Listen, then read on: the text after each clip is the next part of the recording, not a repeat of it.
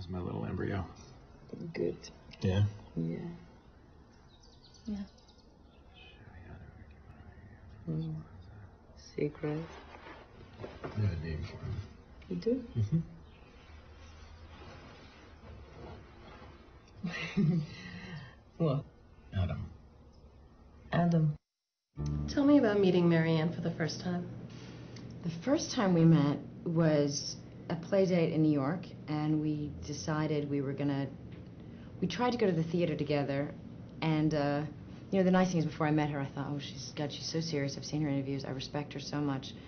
And she's a mom, and you know how moms are nervous with other moms because we think she's going to be this perfect mother and perfect European, interesting woman. And so we went to this play, and halfway through it, we both kind of quietly realized we were both ready to go and snuck out in the middle. And then we went to her house, and then both realized neither one of us knew how to make pasta.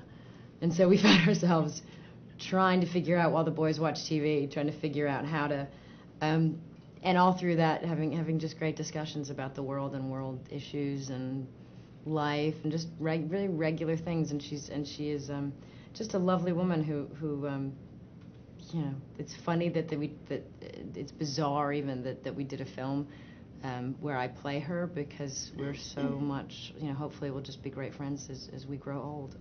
Normal. What did you end up making for dinner that night, do you remember? We did make the pasta. You did. Yeah, well, we managed that, yeah. But we did laugh about the fact that we were talking about how to, like, save the world, and we couldn't figure out how to make a bowl of pasta. But I don't cook. My mom used to say it's because we eat a lot of raw foods. I thought, well, that's good, yeah. A lot of cereals and sandwiches and salads and, you know, hummus and things like that. You know, just I can make a platter, but I'm not really good at the cooking. Oh, that's good. At least no one goes hungry. I can arrange. Was it more of a challenge because she became your friend to actually play her? It made it more important to me, and therefore it made it something I wanted to do very much, and I cared so deeply about her and her son, and the message of the film became more important to me as I understood it through her. But the pressure of doing it and getting it right for her, and no pressure from her, just my own sense of not feeling good enough to do this, and having so much respect and knowing it was so important. I had just lost a lot of sleep and worked real hard, and she never came to set. She went off traveling the world and doing great stories on women's issues, and just said, I trust you all, and you know, which made it harder because she had faith in us. Maddox has seen you as Marianne. Yeah, and he finds it very strange. And it got us into a weird, he kept just saying, well, the first time he saw me as Marianne, I was like, hi. And he just went, and walked out, he thought I was just being really weird. And then he did come up to me and said, why are you dressing up like Adam's mommy every day? And I said, and then it got us into this heavy discussion where I can't imagine the discussions Marianne is having.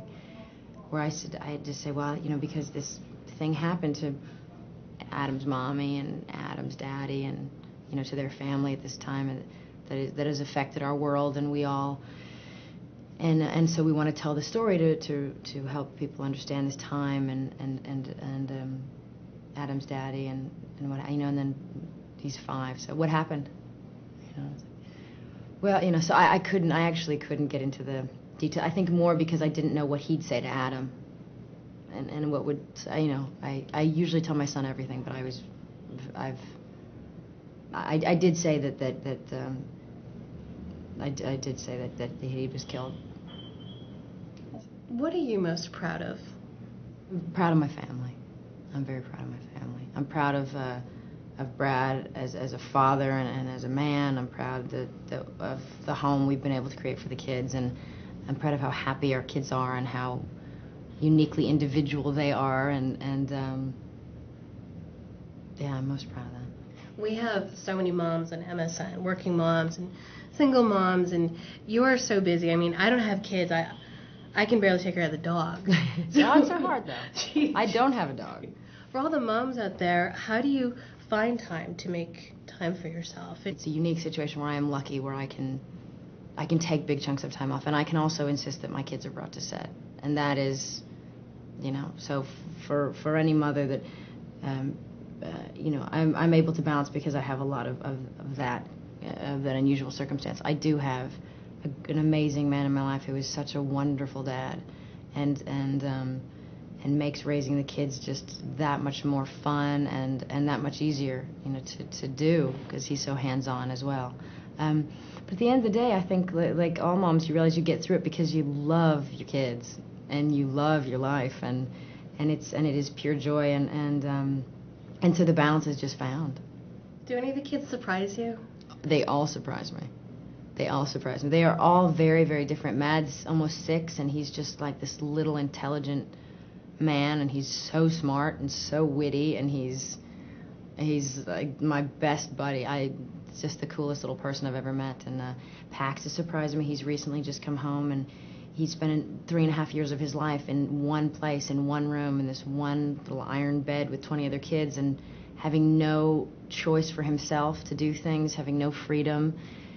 And suddenly here he is in a very free situation with new brothers and sisters and a mom and a dad, and he's learning English, and he's so loving, and he's wild and free because he suddenly has freedom, so he's a little wild and crazy. But what a tough, remarkable little person. So he's teaching us things every day. So all of them are uniquely. Shy is so full of light and love, and she's just a little honey and very, very funny, and I think I'm recognizing some of myself in that one, so she's going to be a little bit of trouble. Tell me, if you would, about the Maddox Jolie Pit project.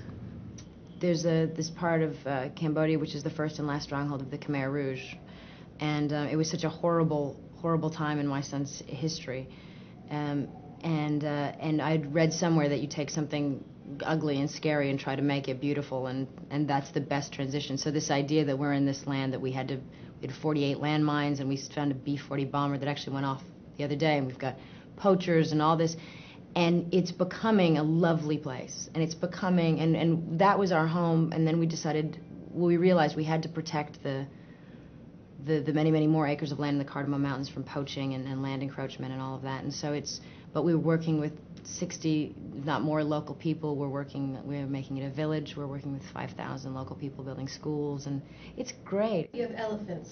Yeah, I recently got a call from the guy from the head guy there, and he said that he'd been talking to our friend Payak, and he said, we think we need some more transportation on the land, and we were thinking elephants would be. So, and we said, all right, well, get some good fast elephants, I guess. I don't know how do you get an elephant.